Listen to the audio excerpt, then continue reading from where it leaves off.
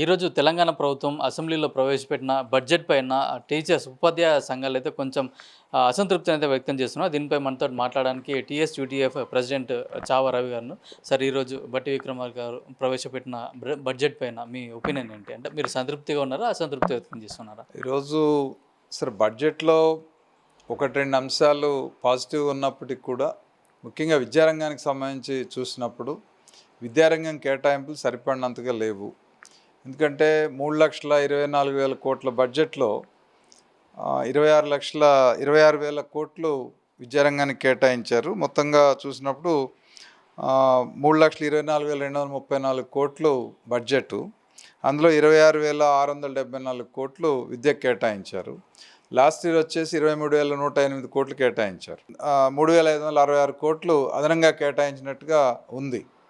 సరే, అదనపు కేటాయింపులు ఉన్నాయి, కానీ అదనపు కేటాయింపులు చూసుకున్నప్పుడు ఈ అదనపు కేటాయింపులు కొన్ని స్కీమ్స్ కూడా ప్రకటించారు. ముఖ్యంగా ఇంటర్మీడియట్ వరకు మధ్యాహ్న భోజనాన్ని ఇంటర్మీడియట్ వరకు ఎక్స్టెండ్ చేస్తామని, 1వ తరగతి నుంచి ఇంటర్మీడియట్ దాకా బ్రేక్ఫాస్ట్ ఇస్తామని చెప్పారు. ఆ రెంటికే ఆ పెంచిన బడ్జెట్ సరిపోతుంది. అంటే ఇప్పుడు మధ్యాహ్న భోజనంలో నాణ్యత పెంచడానికి కానీ, లేదా పాఠశాలల్లో మౌలిక వస్తువుల కల్పనకు కానీ, ఇప్పుడు ఏవైతే రాష్ట్ర వ్యాప్తంగా ఉన్నటువంటి పాఠశాలల్లో మౌలిక వసతులు కల్పించడం, అవసరమైనటువంటి మిడ్ డే మీల్స్ నాణ్యత పెంచడం, ఉపాధ్యాయులు నియమించడం, ఇట్లాంటి వాటన్నిటికి కూడా బడ్జెట్ ఇంకా కేటాయింపులు పెంచాల్సినటువంటి అవసరం ఉంది. ఇది ఎందుకంటే వరుసగా ఈ ప్రభుత్వం ప్రవేశపెట్టిన 3వ బడ్జెట్ ఇది. కాంగ్రెస్ పార్టీ ప్రతిపక్షంలో ఉన్నప్పుడు మేనిఫెస్టోలో చెప్పిందంటే మేము అధికారంలోకి వస్తే 15% విద్యకు కేటాయిస్తాం బడ్జెట్లో అని చెప్పారు. మరి ఇప్పుడు 3 ఏళ్ళు అవుతా ఉన్నా మొదటి సంవత్సరం 7.5, రెండవ సంవత్సరం 7.59%, ఈ సంవత్సరం 8.2%. కొద్దిగా పెంచుకుంటూ వస్తున్నారు తప్ప 15% మాత్రం ఇప్పటికి కూడా చేరుకోలేదు. మరి వాళ్ళు తెలంగాణ ఎడ్యుకేషన్ కమిషన్ ఇచ్చినటువంటి సిఫార్సుల ప్రకారం అయితే 18% బడ్జెట్ కేటాయించాలి. మరి తెలంగాణ ఎడ్యుకేషన్ కమిషన్లో చెప్పినటువంటి తెలంగాణ పబ్లిక్ స్కూల్స్ని మాత్రం ఈ సంవత్సరం 100 స్కూల్స్ ప్రారంభిస్తామన్నారు. మరి 100 స్కూల్స్ కోసాన్ని ఇప్పుడు 3,655 కోట్లు ఏవైతే ఎక్స్ట్రా ఇచ్చారో అందులో దాదాపు 1,500 కోట్లు తెలంగాణ పబ్లిక్ స్కూల్స్కి. ఎందుకంటే ఒక్కో స్కూల్కి 15 కోట్లు ఖర్చు అవుద్ది అనేది మురళి గారి అంచనా.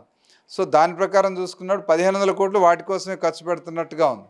మరి మిగిలినటువంటి అంశాల మీద దృష్టి సారించినట్టు కనపడలేదు. అందుకని విద్యారంగానికి సంబంధించి చూసినప్పుడు విద్యారంగంలో సరిపడిన కేటాయింపులు అయితే సంతృప్తికరంగా లేవు అనేటువంటిదే మేము అభిప్రాయపడతా ఉన్నాం. అంటే మీకు ఇవ్వాల్సిన పిఆర్సీలు కానీ, పాత బకాయిలు కానీ, దాని గురించి కూడా కనీసం ప్రస్తావన కూడా రాలేదు దీంట్లో. అంటే ఇది రెండో అంశం. విద్యారంగానికి సంబంధించి ఒక అంశం. మరో అంశం ఉద్యోగులు, ఉపాధ్యాయులు, పెన్షనర్లకు సంబంధించింది. ఉద్యోగులు, ఉపాధ్యాయులు, పెన్షనర్లకి మరి డిజిటల్ హెల్త్ కార్డ్స్ ఇస్తామని, డిజిటల్ హెల్త్ కార్డ్స్తో పాటు నగదు రహిత వైద్యం అందించడం కోసం 1,056 కోట్లు బడ్జెట్లో కేటాయించారు. 1,056 కోట్లు అంటే బడ్జెట్లో కేటాయించినటువంటి మొత్తం గతంలో ఆరోగ్య శాఖ ఉద్యోగ సంఘాలతో జరిపిన చర్చల్లో చెప్పింది ఏంటి, ట్రస్ట్ బోర్డు సమావేశంలో చెప్పిన దాని ప్రకారం 528 కోట్లు ఉద్యోగులు భరిస్తే 528 కోట్లు ప్రభుత్వం ఇస్తుంది. 1,056 కోట్లతో ఆరోగ్య పథకం నిర్వహిస్తామన్నారు. ఇప్పుడేం ప్రభుత్వమే మొత్తం 1,056 కోట్లు ప్రభుత్వమే కేటాయిస్తుంది కాబట్టి సంతోషం. ఉపాధ్యాయులు, ఉద్యోగులు, పెన్షనర్ల నుంచి ఒక్క రూపాయి కూడా వసూలు చేయకుండా నగదు రహిత వైద్యం అందించాలని నిర్ణయం తీసుకున్నట్టుగా ఉంది ప్రభుత్వం. దీన్ని మేము స్వాగతిస్తూ ఉన్నాం. సరే, కాబట్టి ఈ స్కీమ్ని సక్రమంగా అమలు జరపాల్సినటువంటి అవసరం ఉంటుంది. అయితే దీంతోపాటు మరి మిగిలినటువంటి అంశాలు చూసుకున్నప్పుడు ఇవాళ 2024 మార్చి తర్వాత రిటైర్ అయినటువంటి ఉద్యోగులు, ఉపాధ్యాయులు వాళ్ళు పెన్షనర్స్గా ఉన్నారు. పెన్షన్ తప్ప వాళ్ళకి ఏ రకమైనటువంటి బకాయిలు కూడా అందలేదు. మరి వాళ్ళ విషయం ప్రస్తావన లేదు. పెండింగ్ బిల్లుల గురించి ప్రస్తావన లేదు. తర్వాత పెండింగ్ డిఏల గురించి కానీ, అట్లాగే మేనిఫెస్టోలో పేర్కొన్నట్టు 6 నెలల్లో ఇస్తామన్న పిఆర్సీ 27 నెలలైనా మరి ఇప్పటి వరకు దానికి అతిగతి లేదు. మరి ఇప్పటికి 33 నెలలు పిఆర్సీ గడువు దాటిపోయి 33 నెలలు అవుతూ ఉంది. మరి పిఆర్సీ గురించిన ప్రస్తావన కూడా లేదు. వీటికి కేటాయింపులు లేవు. వీటి గురించి అసలు ఇస్తాము ఇవ్వమా అనేటువంటిది ఆ ప్రస్తావన కూడా లేదు. ఇది కూడా ఈరోజు ఉద్యోగుల్లో అసంతృప్తికి కారణం అవుతూ ఉంది. అందుకని ఈ విషయాల మీద బడ్జెట్లో సరే మిగిలిన రంగాల వారీగా చూసినప్పుడు ఉన్నంతలో బడ్జెట్ని అడ్జస్ట్ చేసుకుంటూ ఎంత చేసినా కానీ కొన్ని పథకాలు జనాకర్ష పథకాల్లాగా కొన్ని పథకాలు ప్రకటించినా వాస్తవికంగా చూసినప్పుడు ఇవాళ విద్యారంగం కేటాయింపుల్లో కానీ, లేకపోతే ఉపాధ్యాయులు, ఉద్యోగులు, పెన్షనర్లకు సంబంధించినటువంటి సంక్షేమ విషయంలో కానీ లేదు వాళ్ళకి రావాల్సిన బకాయిల్ని చెల్లించడం విషయంలో కానీ బడ్జెట్లో ఎక్కడా కూడా స్కోప్ కనపడటం లేదు మాకు. అందుకని దీని మీద ఉద్యోగులు ఉపాధ్యాయులంతా కూడా తీవ్రమైన అసంతృప్తితోటే ఉన్నారు.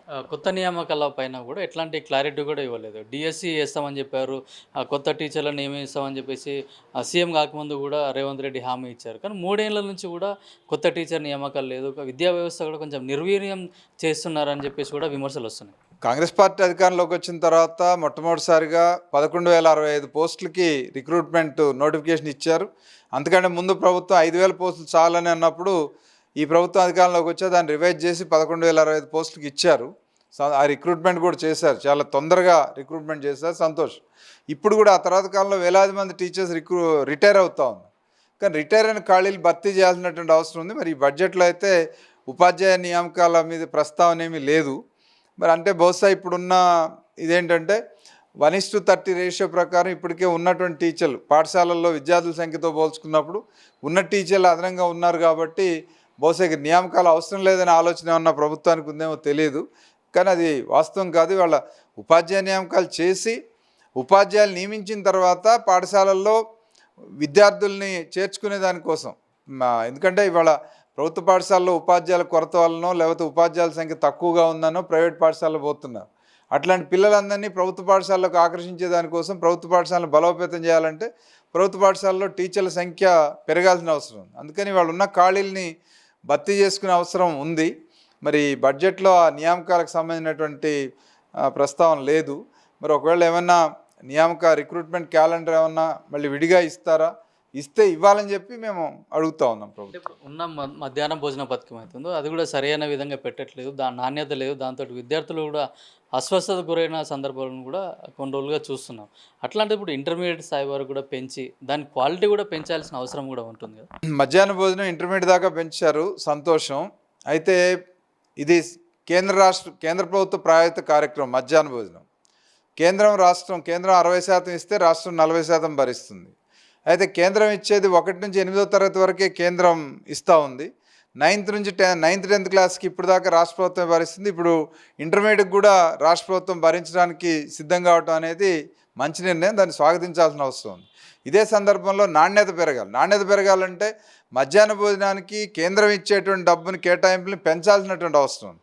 అందుకని కేంద్రం కూడా ఏనాడు కూడా కొఠారి కమిషన్ చెప్పినట్టు కేంద్ర బడ్జెట్లో 10% కేటాయించాలా, లేదా జీడిపిలో 6% కేటాయించాలా, కానీ 2.5% ఎప్పుడూ దాటట్లేదు. ఈసారి కూడా 2.4% ఉంది. అందుకని కేంద్రం బడ్జెట్లో సమగ్ర శిక్షకి ఇచ్చే నిధులు కానీ మధ్యాహ్న భోజనం కోసం కేటాయించే నిధులు కానీ అవి సక్రమంగా సరైనటువంటి పద్ధతిలో ఉండటం లేదు. ఇవాళ దాంతోపాటు రాష్ట్ర ప్రభుత్వం కూడా మరి దానికి సరిపడిన షేరు తమ వాటా ఇవ్వడానికే సరిపోతున్నాయి తప్ప దాని నాణ్యత పెంచడానికి అవసరమైనటువంటి నిధుల్ని పెంచడానికి అవకాశం లేకుండా ఉంది. అందుకని కేంద్ర రాష్ట్ర ప్రభుత్వాలు రెండూ కూడా సమాన బాధ్యత వహించి మధ్యాహ్న భోజనానికి నిధులు పెంచాల్సిన అవసరం ఉంది. లేకపోతే పాఠశాలలో అది పౌష్టికాహారం అందే అవకాశం లేదు. అంటే ఇప్పుడు వీటిపైన మీ భవిష్యత్ కార్యాచరణ ఏ విధంగా ఉండదు? ఇంకా సరైన గుర్తింపు కూడా లేదు ఇప్పుడు బడ్జెట్లో టీచర్లకు. మీ భవిష్యత్ కార్యాచరణ ఏ విధంగా అంటే బడ్జెట్ అనేది కేవలం టీచర్లకి ఉద్యోగులకు సంబంధించిందే కాదు, ఇది మొత్తం రాష్ట్రంలో ఉన్నటువంటి అన్ని వర్గాల ప్రజలకు సంబంధించినటువంటిది బడ్జెట్. ఏ ఇయర్కి ఆ ఇయర్ వాళ్ళ ప్రభుత్వం యొక్క ప్రాధాన్యతలను బట్టి ప్రాధాన్యాలను బట్టి ఉంటుంది.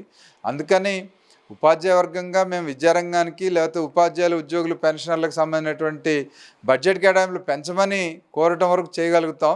ఇప్పుడున్న బడ్జెట్లో వచ్చినటువంటి అంశాల ఆధారంగా ప్రభుత్వం మళ్ళీ దీన్ని సవరించుకునే అవకాశం, ఇది ప్రతిపాదనే కాబట్టి బడ్జెట్ ఆమోదించేలోపు కొన్ని సవరణలు చేసుకునే అవకాశం ఉంటుంది. సవరించకపోతే రాబోయే రోజుల్లో మేము విద్యారంగానికి కేటాయింపులు పెంచాలని, ప్రభుత్వ విద్యారంగాన్ని మెరుగుపరచాలని, బలపరిచి బాగు చేయాలని చెప్పి, అట్లాగే ప్రభుత్వ ఉద్యోగులు ఉపాధ్యాయులు పెన్షన్ల బకాయిలు పిఆర్సీ కోసం రాబోయే రోజుల్లో ఎలాగో మా ఉద్యమం బాట పట్టాల్సినటువంటి అవసరం ఉంది. ఆ రకంగా ఉపాధ్యాయుల ఉద్యోగులు గదిలించి పోరాటాలు చేపట్టడానికి సిద్ధంగా ఉంది. ఈ బడ్జెట్లో ఉపాధ్యాయులకు కానీ ఉద్యోగాలకు కానీ కావాల్సినంత బడ్జెట్ను అయితే ప్రతిపాదించలేదు కాబట్టి బడ్జెట్ను రివైజ్ చేసి మళ్ళీ ఉపాధ్యాయులకు అట్లాగే స్కూళ్ళకు కూడా కొంచెం బడ్జెట్ పెంచి వాటి యొక్క నాణ్యత కూడా పెంచాల్సిన అవసరం ఉందని చెప్తున్నారు. అట్లాగే వాళ్ళకి టీచర్లకు రావాల్సిన పెండింగ్ బకాయిలు ఏవైతే ఉన్నాయో వాటన్నింటినీ కూడా త్వరలోనే విడుదల చేసి బడ్జెట్లో కూడా వాళ్ళకి రావాల్సిన నిధులు కూడా పెంచాలని చెప్పేసి కూడా యూటీఎఫ్ డిమాండ్ చేస్తుంది. కెమెరామెన్ శ్రీకాంత్, కిరణ్ కుమార్, పల్లవి టీవీ, హైదరాబాద్.